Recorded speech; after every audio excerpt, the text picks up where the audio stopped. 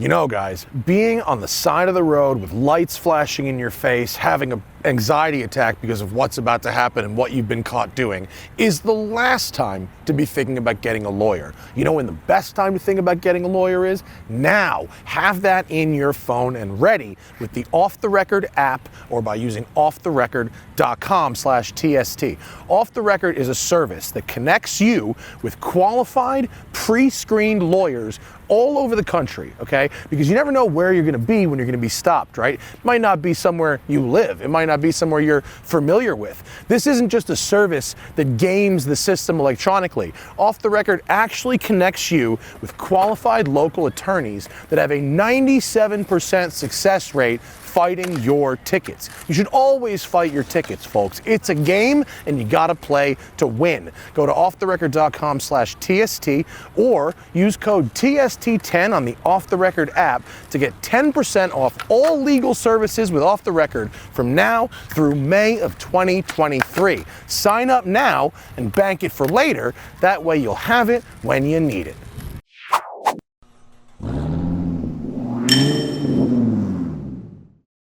Good morning, everyone. Man, what a beautiful day it is up here. Perfect temperature, perfect light.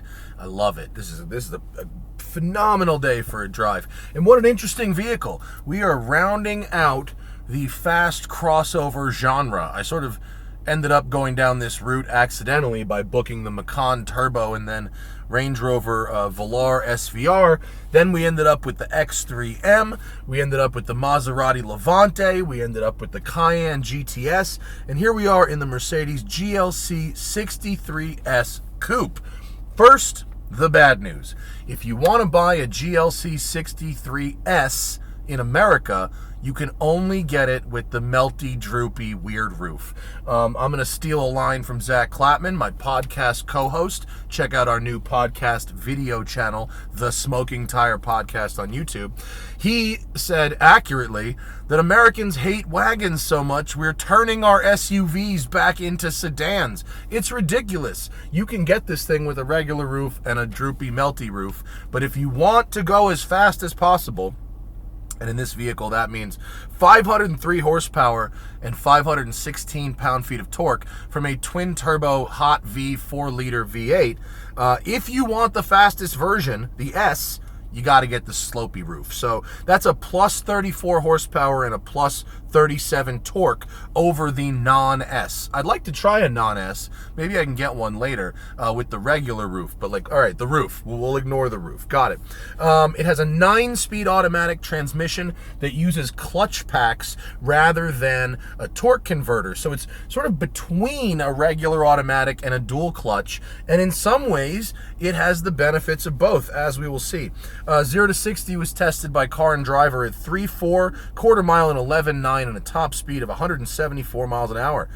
It's obviously all-wheel drive. It has an electronic limited slip diff at the rear, and for the 2020 version of this vehicle versus the 18, they eliminated brake vectoring at the rear. So they're only using active torque vectoring diff and not a brake vectoring grab the brake to turn it in thing. 21-inch optional wheels, 265 at the front, 295 at the back. Pilot Sport 4S, 15.5-inch front brakes, 6-piston, 14.2-inch rear brakes.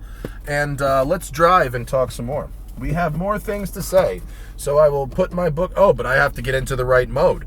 So many modes, you guys. You can go with the switch or the knob, comfort, slippery, sport, sport plus, race, or individual. I've taken the trouble in setting my individual. You can also do it with this cool little LED screen knob on the wheel. And my individual modes are sport engine, automatic gearbox, although I'll do manual for the canyons here. Pro traction control. They've divided their traction control into like amateur, pro, and master. It's very funny. And I've got the comfort shocks on. Let's have a go.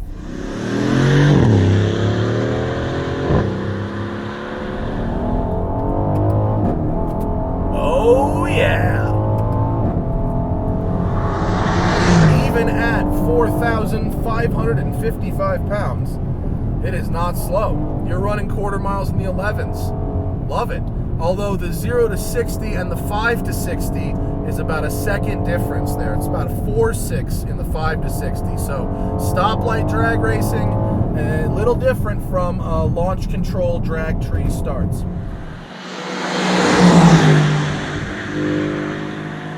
Gearbox, the 9-speed clutch pack auto. 9 is a lot of gears, and if you leave it to its own devices in the city, it will use all of them. It'll be a 9th by like 50 miles an hour. It's really strange. Leaving the car in the sport auto programming drops a couple of those extra gear changes, but I would say in automatic, it's still a hunting happy transmission. It does a lot of gear changes. Fortunately, they are smooth, and so you don't feel them as much, but this engine sounding the way it does, you certainly do hear them. When you're doing, one of the things that I love about this thing and the C63 compared to the other crossovers is they feel the least normal when you're just maneuvering around a parking lot. The way the gearbox kind of engages, the way it sort of braps and barks and all that is very pulling off from second gear off the line here. You don't really need first most of the time. The way it's very glub hot roddy, and the way that the gearbox and the clutch packs engage, it's very kind of fun to play with the throttle pedal in those enclosed parking garages and parking lots. Those of you who have driven one of these before will be nodding and know exactly what I'm talking about. It doesn't behave like a regular automatic. You kind of have to use a little bit of throttle to get it moving, so it's neat. It makes it feel a little different. Having said that, my wife, Hannah, has been driving these fast crossovers a little bit as well, and she doesn't like that. She thinks that's weird. Oh, there was Magnus. What's wrong with little Magnus in our video? Let's go back and say hello. Let's get his thoughts. Not there though, but yeah, little Magnus is good. I'm rolling right now. Say hello. You never know who you see in the crowd. Magnus Walker. What are y'all shooting? I'm shooting a little turbo video. For just for you? Boost. Just for you? What is this? One of those coupes? It's a coupe. It's an SUV coupe. Nice. Americans hate wagons so much, we're turning the SUVs back into coupes. That's all you need, right? But it's 500 horsepower. It goes. Goes? It goes. Yeah, it goes good. like you were going down there. Yeah. Do you have slicks on your car? Come on, those are Hoosiers. Come on. Ain't no rain here. You are a silly man, Magnus. Stay boosted, my friend. Back to work, brother. There you go. All right, little Magnus Walker for your video morning.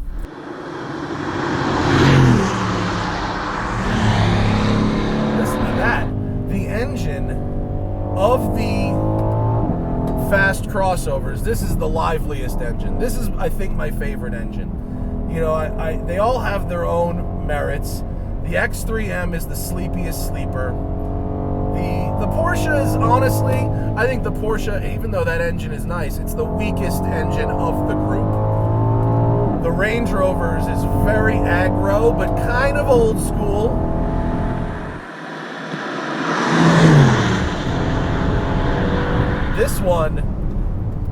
This one is blending like motorsport and response and torque, and oh boy, are we going a little slow here. You want to let me by there, buddy? So it's this engine is just fantastic. I mean, I haven't driven the non-S, like I said, but wide power band, okay? When left to its own devices, it's a bit lazy. It really kind of grumbles and upshifts early, but there's a mode for everything, and oh boy, is this going to be a long drive.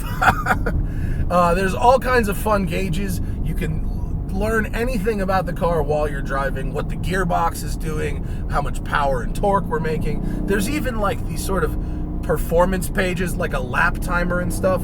Anytime I've tried to take an AMG SUV, there we go, on a racetrack, it's gone very badly. And I don't have the opportunity to do it with this one, but The sedans are fine, but the SUVs, I think they program them in a way so that when you start to lose traction, even in a progressive way, it just shuts the power down. And then also when you have the wheel, cranked over a certain degree, it won't let you get full power either. I just experienced that earlier before I started recording. Now, shall we hear it? Windows down. No wind buffeting in this one. This is a good one. We're going to go third gear. Let that person clear. We'll just go start from first. Here we go.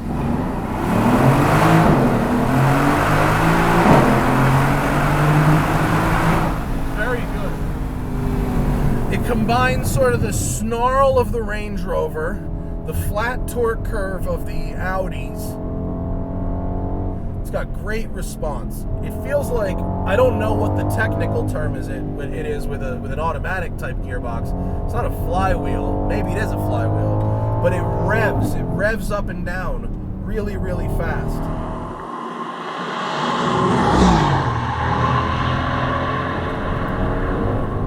Shifter response is great. Just grabbed the gear down from high RPM and it gave me the gear right up next to the red line. That's very good. Peak torque 1750, peak power is 6250. Gives you an incredibly usable power band, and it really doesn't die off that much between 6250 and 7. It stays pretty linear. In comfort mode now, what I like is it's really absorbing. Oh, Sheriff in a Fusion. Oof, how unfortunate for the Sheriff. It's really absorbing those bumps. Let's go into sport mode. And then sport mode. Let's go into Sport Plus. And let's see if the bumps are too much, if it's too stiff.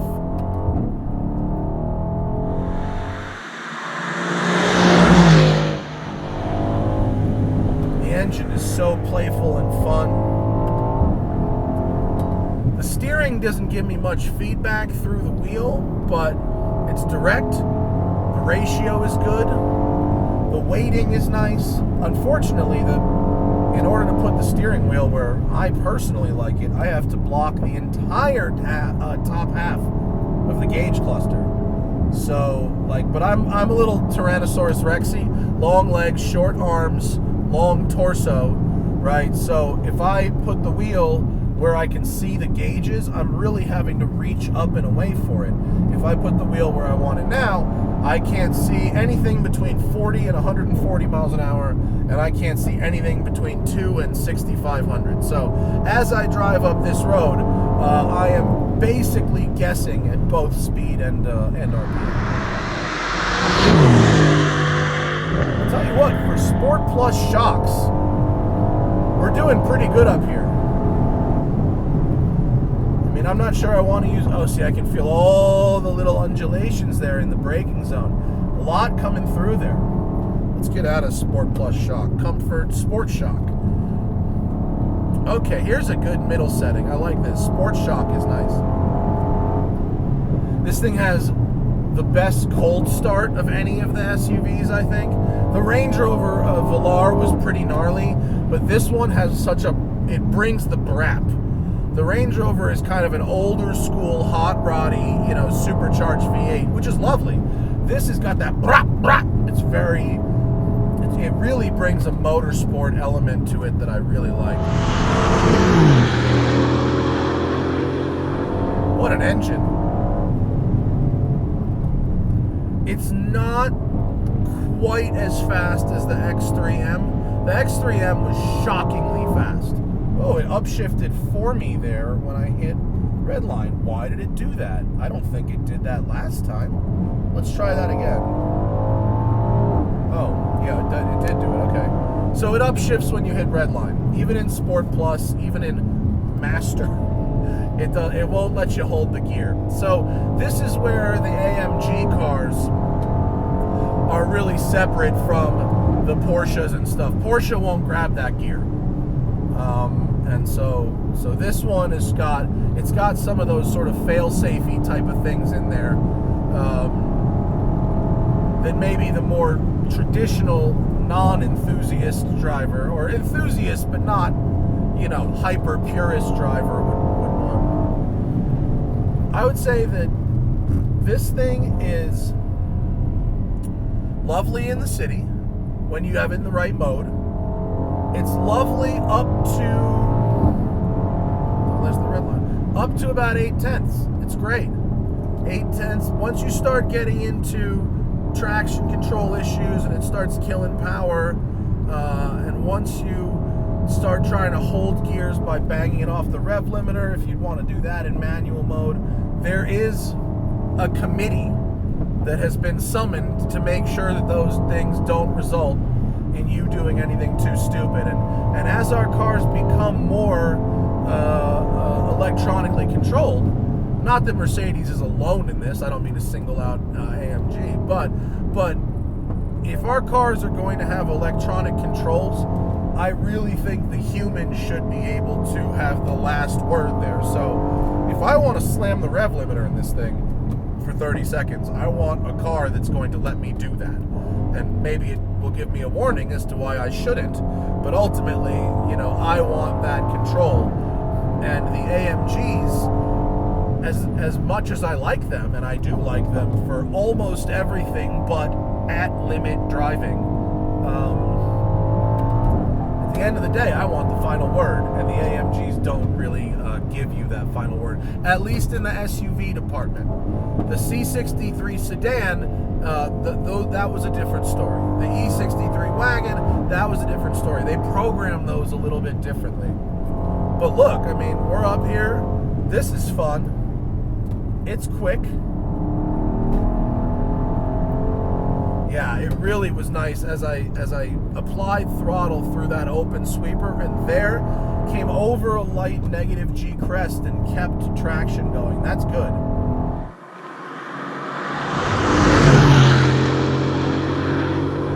It's a multi-link suspension. It's not double wishbone, but it's done a much better job here than the AMG SUVs of old, which really were kind of sloppy in comfort mode and then very harsh in the sport modes. They've brought those together. So comfort mode has more body control than it had before. It's nice. And then Sport Plus is pretty stiff, but the regular Sport is good. The more I keep driving up here, though, I don't know if anyone's noticed this, but the more I keep driving, the more decisions it's starting to make about what gear I should be in. It's gone down gears a couple of times as well. It's making more and more decisions for me, which is weird. It's too bad I don't have the ultimate control over that gearbox, because I really do like how it shifts. I like how engaging it is. I like a lot of things about it. I like a lot of things about this vehicle in general. If we ignore the silly roof, and let me just pull up my notebook because I want to remember what I wrote on my street driving notes. Love the window switches. Oh yeah, the interior of this thing is pretty disco fabulous, and it was really divided among hardcore car fans. My hardcore car people were like, oh my god, it's so disco, it's really silly. The regular people, the workers at the construction site, regular folks were like, wow, I love all the lights and stuff. So there was a divide. I think it's pretty cool, but it's a little disco. The window switches, when you roll the windows up and down, not only do they have 2 speeds, they feel expensive and premium. I love that. The cameras for parking, there are lots of cameras all over, and when you're maneuvering, like you put it in reverse, the backup camera comes on and your 360 cam. Okay, now I'm reversing. Now I stop. Put it in drive to pull it in my garage. Now the nose cam comes on. I really like how it chooses the cameras based on what you're doing, and it does really give you a very useful, helpful view. That's great. Let's see. The touchscreen and this system is a vast improvement over the last one. And then the downsides, you have to program everything, which if you bought one of these, you would really only program it once, and that would take a half an hour, and then you're good to go. The older AMGs, you had to press like 5 buttons every time you started it. Now you just click one knob to put it in individual, and you're golden. And it shifts a lot on its left to its own. We talked about that before. Left to its own devices, it shifts a lot because it's got 9 gears, and it's attempting to get good fuel economy. I have not gotten good fuel economy. Let me see. Wait, how do I find that? Now I got to figure out how to find it. Menu, home. How do I find my consumption? Average. In the last 30 minutes, my average is 10 miles per gallon. In the last 3 hours, my average is 10 miles per gallon. How do I go further back? I don't know how to go further back than that. It's not been good. It's like it's like 14 in the city. It's not good. It's 2 or 3 miles per gallon worse than the regular C63. The trade-off is it's easier to get in and out of. It's a little easier to see out of, at least in the front. You have more suspension travel if the roads you're driving on are bumpier and crappier, so it's going to ride a little better. That's it. That's the GLC63S Coupe. Thank you to Mercedes-AMG for letting me have a go for a week. Thank you to you for watching, and I'll see you later. Bye. And remember, always fight your tickets. Go to offtherecord.com/TST or use code TST10 on the Off the Record app.